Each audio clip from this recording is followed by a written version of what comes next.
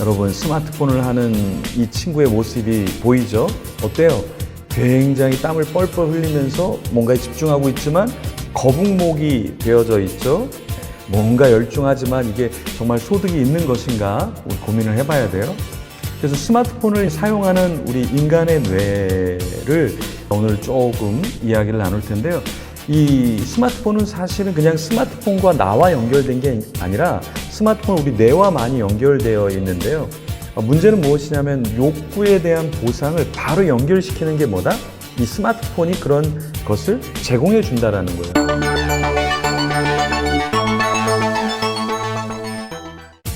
안녕하세요. 김영환 목사입니다. 오늘 스마트폰 중독에 대해서 여러분과 같이 나누도록 하겠습니다. 먼저 말씀을 좀 보겠는데요. 신명기 6장 4절에서 9절 말씀입니다.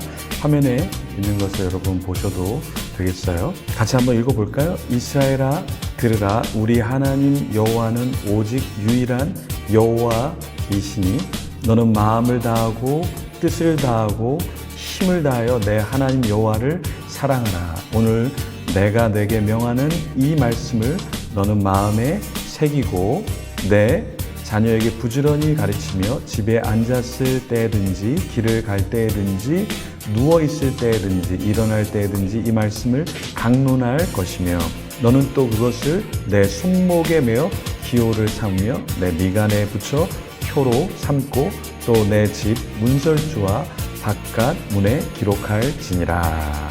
이렇게 말씀하고 있습니다. 이 신명기 말씀에 보면 하나님께서 4절에 이런 말씀하시죠. 이스라엘아 들으라. 이 말은 무엇이냐면 굉장히 중요한 이야기를 하는 거니까 잘 주의 깊게 들어보라는 말씀입니다. 하나님께서 이 말씀을 하신 다음에 마음을 다하고 뜻을 다하고 힘을 다하여 내 하나님을 사랑하라 그랬잖아요. 근데 그 사랑하는 게 추상적인 게 아니라 좀 구체적으로 이렇게 하라고 말씀하셨어요. 7절에 보니까 집에 앉았을 때든지 길을 갈 때든지 누워있을 때든지 일어날 때든지 항상 뭐를 하라고요? 말씀을 강론, 가르치라고 말씀하셨고 또 말씀을 배우는 사람은 어떻게 하는가? 손목에 메어 기호를 삼고 미간에 붙여 표로 삼고 또 집 문설주 바깥문에 그 말씀들을 막 기록해 놓는 거예요. 포스트잇으로 붙여 놓듯이 다다다다다다 붙여 놓으라는 거죠. 근데 왜 하나님께서 이렇게 하라고 말씀하셨냐면 다른 것에 우리의 관심을 빼앗기지 않도록 하나님 말씀에 하나님에 집중하도록 그렇게 하신 것인데 우리는 어떻습니까? 요즘에 보면 많은 사람들이 차 안에서 어때요? 핸드폰을 보고 있죠. 스마트폰을 갖고 있죠. 그러니까 스마트폰을 많이 볼수록 스마트해질까요? 아니면 그렇지 않을까요, 여러분? 이걸 우리가 같이 좀 고민을 해봐야 되는데요. 스마트폰은 이런 거예요. 사주면 사줄수록 후회하고 부모님 입장에서는 또 사주지 않으면 어때요? 사줄 때까지 시달리게 하는 거. 이게 스마트폰이라는 거죠. 아마 여기 청소년들은 더 좋은 스마트폰 지금 얻어야 되는데 목사님 무슨 얘기하는 거야? 그리고 부모님들은 진짜 맞아, 내가 스마트폰을 사준 이후로 지금까지 후회를 하고 있어, 이렇게 고민하는 부모님들이 분명히 있으실 거예요. 여러분, 스마트폰을 하는 이 친구의 모습이 보이죠? 어때요? 굉장히 땀을 뻘뻘 흘리면서 뭔가에 집중하고 있지만 거북목이 되어져 있죠? 뭔가 열중하지만 이게 정말 소득이 있는 것인가 우리 고민을 해봐야 돼요. 그래서 스마트폰을 사용하는 우리 인간의 뇌를 오늘 조금 이야기를 나눌 텐데요. 이 스마트폰은 사실은 그냥 스마트폰과 나와 연결된 게 아니라 스마트폰 우리 뇌와 많이 연결되어 있는데요. 문제는 무엇이냐면 욕구에 대한 보상을 바로 연결시키는 게 뭐다?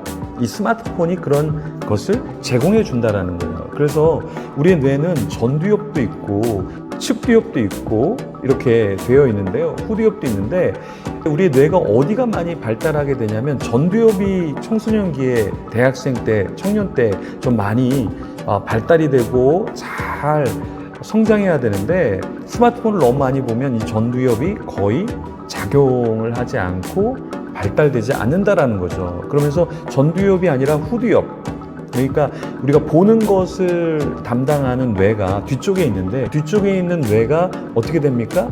그것만 발달하게 되고 전두엽인 사고를 하고 뭔가 기억을 하는 그런 뇌는 잘 움직이지 않게 된다는 거예요. 그래서 스마트폰을 많이 하면 집중력이 떨어져요. 절제가 잘 안 돼요. 여러분들 예를 들어서 전화번호, 예전에는 스마트폰이 없을 땐 전화번호 다 외웠거든요. 사실 길도 그냥 내비가 이렇게 찾아주니까 우리가 따라만 가잖아요. 근데 예전에는 지도를 보면서 이렇게 갔기 때문에 집중도나 기억력이 지금보다 훨씬 더 좋았다라는 거예요. 그러면 우리는 인터넷, 스마트폰 이런 것과 연결되면서 어떤 것을 갖게 되냐면 인터넷 중독 장애, 스마트폰 중독 장애를 갖게 된다는 거예요. 이 말은 무엇이냐면 스마트폰으로도 인터넷에 접속이 되지 않으면 우리 마음에는 불안이 있어요. 초조함이 있다라는 거예요. 그러니까 이거를 여러분들이 느끼지 못할 거예요, 아마. 왜냐하면 늘 접속되어 있기 때문에. 근데 만약에 인터넷이 접속이 안 돼요? 스마트폰이 여러분 주위에 없어요? 그럼 우리는 어떻게 돼요? 불안하고 초조해지기 시작한다라는 거예요. 그래서 스마트폰의 중독 체크를 여러분 같이 한번 저랑 해보실게요. 여기 10가지의 스마트폰 중독 체크리스트가 있는데 몇 개나 여러분들이 해당되는지 한번 살펴보도록 하겠습니다. 첫 번째, 가족보다 스마트폰 사용이 훨씬 더 좋다. 두 번째, 사용 시간 줄이기가 쉽지 않다. 세 번째, 없으면 안절부절 못하고 초조해진다. 네 번째, 수시로 사용하다 주변에서 지적받아 본 적이 있다.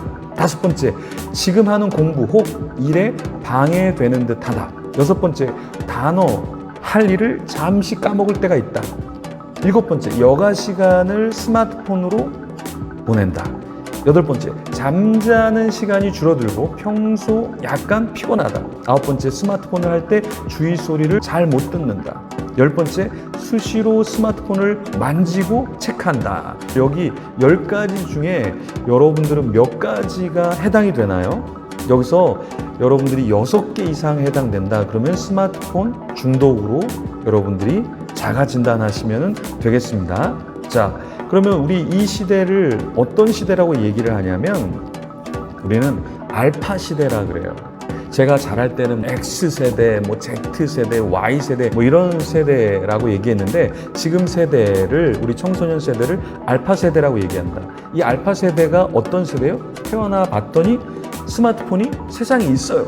그것을 만지작거리고 너무나 조작하는데 익숙하게 그것을 사용하는 세대를 알파 세대라고 하죠. 스마트폰이 몸의 일부처럼 사용되는 것, 그게 알파 세대인 거죠. 또 랜선 세대라 그래요. 그러니까 이 인터넷을 통해서 어떠한 랜선을 통해서 연결되어지는 세대다. 그러니까 집에서 혼자 있어도 그냥 랜선으로 연결되면 같이 게임하고 같이 채팅하고 같이 뭔가를 회의하고 다 랜선으로 하는 세대. 또 하나는 어떤 세대냐, 이 시대를 호모 사피엔스라고 얘기해요. 호모 사피엔스라는 것은 핸드폰을 가지고서 사는 인류라는 이야기죠. 이 스마트폰이 낳은 신인류, 그것을 호모 사피엔스라고 얘기한다라는 것입니다. 그러면 여기에 문제가 있을까요, 없을까요? 여러분들도 아마 스마트폰을 사용하면서 이거 조금 문제가 있는 것 같은데 조금 느낄 거예요. 그러면 그 문제를 한번 살펴볼게요. 첫 번째 문제는 뭐냐면 주의력이 결핍된다. 그러니까 내가 집중하려고 그러는데 집중이 잘 안 돼요. 갑자기 뭔가 카톡 해야 될 것 같고 문자 해야 될 것 같고 기사 뭐 찾아봐야 될 것 같고 게임 해야 될 것 같고 뭔가 부산스럽죠. 첫 번째가 뭐냐면 주의력 결핍이다. 두 번째 문제는 리셋 증후군이에요. 이 리셋 증후군은 뭐냐면 게임을 하다가 그냥 접어, 다른 게임을 해, 다시 시작해. 그러니까 리셋이라는 건 너무나 쉽게 포기하는 거예요. 그래서 게임을 포기하듯이 사람과의 관계를 포기하고 뭐 내가 꿈꿨던 걸 그냥 쉽게 포기하는 거예요. 그냥 이거 하지. 왜냐하면 리셋 증후군이 스마트폰을 많이 사용하는 세대, 젊은 세대일수록 이게 굉장히 강렬하게 일어나고 있다는 거예요.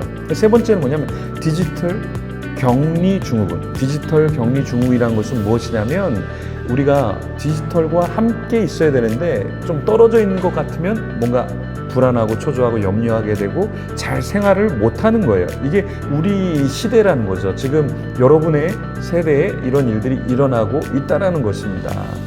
네 번째는 어떠한 문제가 있냐면 대인관계가 부족하게 돼요. 그러니까 무슨 말이냐면 너무 우리가 폰과 친하다 보니까 사람이 앞에 있는데 그 사람하고 이야기하는 게 아니라 그냥 여기서 다른 친구랑 막 카톡하고 있어요. 다른 걸 막 검색하고 있어요. 문자를 보내요. 뭘 검색을 해요. 여러분들 이런 사람 있거든요. 실제로 제가 앞에 있는데 자꾸 다른 거를 해요. 그러면 이런 사람을 우리가 심리학적인 전문 용어로 뭐라고 얘기하죠? 재수 없는 인간이죠. 밥맛 없는 인간이죠. 때로는 이해도 되지만 너무 눈을 안 맞추시고 계속 다른 걸 하는 거예요. 그러면 제가 관심이 있다라는 거예요, 없다는 거예요? 저를 존중한다는 거예요, 안 한다라는 거예요? 안 한다라는 거죠. 그래서 이거는 대인 관계성에 문제가 생길 수밖에 없다라는 겁니다. 다섯 번째는 건강의 이슈, 건강에 문제가 생겨요. 시력이 안 좋아집니다, 여러분. 왜요? 저희가 TV를 많이 보고 스마트폰을 많이 보고 인터넷을 많이 사용하다 보면 시력이 예전보다 떨어져요. 그러니까 몽골에 있는 사람들은 어때요? 평원, 초원 거기서 이렇게 막 보니까 먼 곳을 보니까 시력이 어때요? 5.0, 3.0 이러잖아요. 근데 지금 우리는 어때요? 2.0이 아니라 1.5가 아니라 0.8, 뭐 마이너스 1, 마이너스 2 이게 왜 그럴까요? 우리 시력이 저하된다라는 거예요. 그 다음에 피로감을 많이 느끼죠. 네, 스마트폰을 많이 하고 또 드라마를 장시간 보고 그러면 어때요? 우리가 피로감을 느낄 수밖에 없다라는 거예요. 음란물을 오랫동안 보고 게임에 오랫동안 사로잡혀 있으면 그게 막 행복하고 믿음이 생기고 이런 게 아니라 피로감이 생긴다라는 거예요. 세 번째는 뭐냐? 비만, 살이 찌게 돼 있어요. 뚱뚱하다고 너 스마트폰 많이 했지 정죄하는 게 아니라 움직이지 않기 때문에 계속해서 우리가 살이 찌게 된다라는 거예요. 복부 비만이라든가 또 우리의 근육이 막 빠져나간다던가 이런 것들이 일어나고 있다라는 것입니다. 또 소화가 잘 안 되죠. 왜요? 먹고 가만히 있으니까 소화가 잘 안 돼요. 그리고 게임하는 친구들은 집중하다 보니까 어때요? 잘 먹지도 않아요. 그러니까 소화도 잘 못 시키지만 잘 먹지도 않아요. 수면이 굉장히 부족하게 되죠. 그러니까 계속 피로감이 와요. 왜 그러느냐? 우리가 수면을 잘 하려고 그러면 세로토닌이나 멜라토닌이나 아데노신 이런 호르몬이 나와야 되는데 이제 스마트폰에 너무 집중하면 우리가 어떤 것이 나오냐면 글루탐산, 도파민, 그 다음에 히스타민 이런 것들이 나오면서 우리가 잠을 자는데 오히려 잠을 자는 게 아니라 더 각성의 효과를 우리에게 준다라는 거예요. 그러면서 우리는 어떻게 됩니까? 건강상의 문제가 생기게 된다라는 거예요. 그래서 여러분들이 이 스마트폰을 사용하는 것이 항상 좋은 것이 아니라 문제가 될 수도 있구나. 내 건강상에, 내 정서상에 내가 또한 공부를 하고 집중하는데 영적인 것도 문제가 생길 수 있다는 걸 여러분들이 꼭 인지하셔야 됩니다. 네, 다음 시간에 또 여러분 뵙도록 하겠습니다.